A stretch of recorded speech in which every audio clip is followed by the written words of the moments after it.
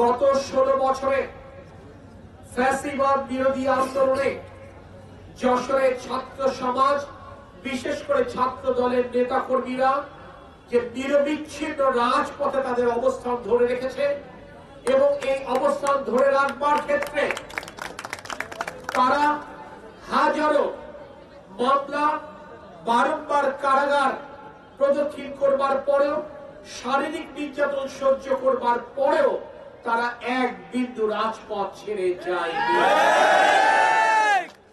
আমি ধন্যবাদ জানাই, অভিনন্দন জানাই আজকের এই কমিটির যারা পূর্বসরী তাদের প্রতি, অর্থাৎ ছাত্র দলের সাবেক নেতৃবৃন্দের প্রতি। কারণ যশোর জেলা ছাত্র দলকে এরকম একটি শক্তিশালী কাঠামো দেবার ক্ষেত্রে তারাই মূলত অগ্রণী ভূমিকা পালন করেছেন। তাই আজকের এই প্রতিষ্ঠা বার্ষিকীতে যারাই যশোরের বিভিন্ন সময়ে ছাত্র দলের নেতৃত্ব দিয়েছেন তাদের সকলকে আমরা অভিনন্দন জানাই, শুভেচ্ছা জানাই। আজকে সারা বাংলাদেশের মানুষকে উদ্দেশ্য করে, যশোরবাসীকে উদ্দেশ্য করে ছোট্ট একটি কথা বলতে চাই।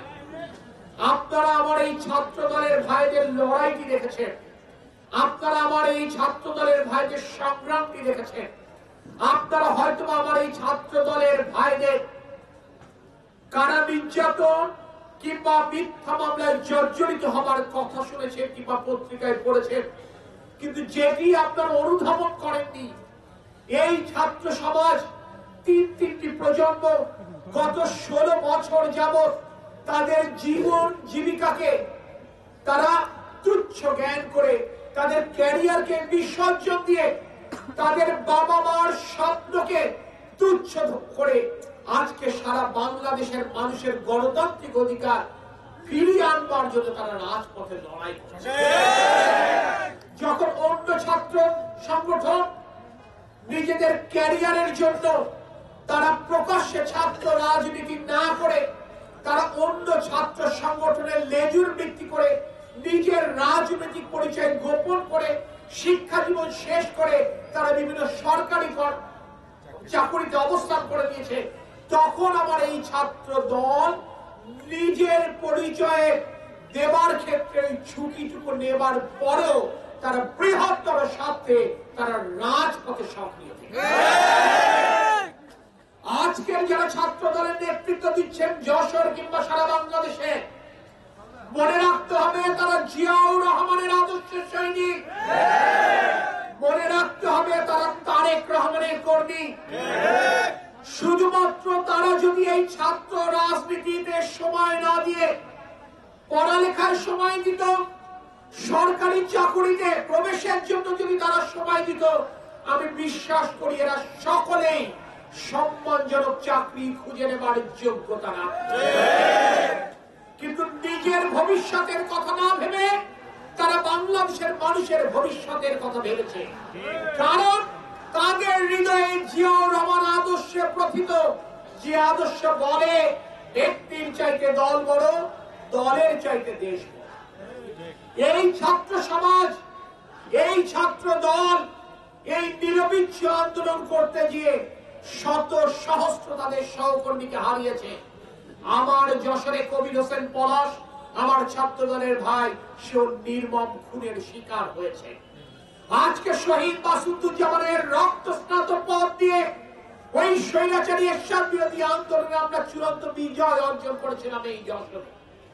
প্রিয় সাথী ও সহযোদ্ধা বৃন্দ, সর্বশেষ এই জুলাই আগস্ট বিপ্লবেও কিন্তু আমার ছাত্র দলের প্রায় শতাধিক সক্রিয় কর্মী জীবন দিয়েছে। এই ছাত্র দল কখনো এই আন্দোলনের কৃতিত্ব দাবি করেনি, এই ছাত্র দল কখনো নিজেদেরকে জাহির করবার চেষ্টা করেনি।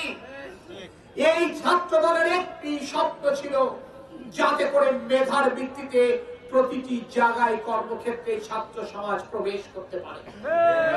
এই ছাত্র দলের একটি স্বপ্ন ছিল, যাতে করে বাংলাদেশের মানুষ তাদের ভোটের অধিকারটি ফেরত পেতে পারে।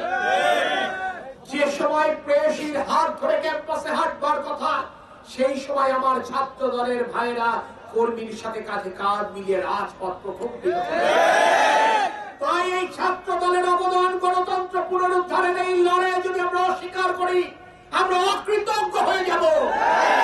বিশ্বাস করি বাংলাদেশ জনগণ সেটি হবেন না।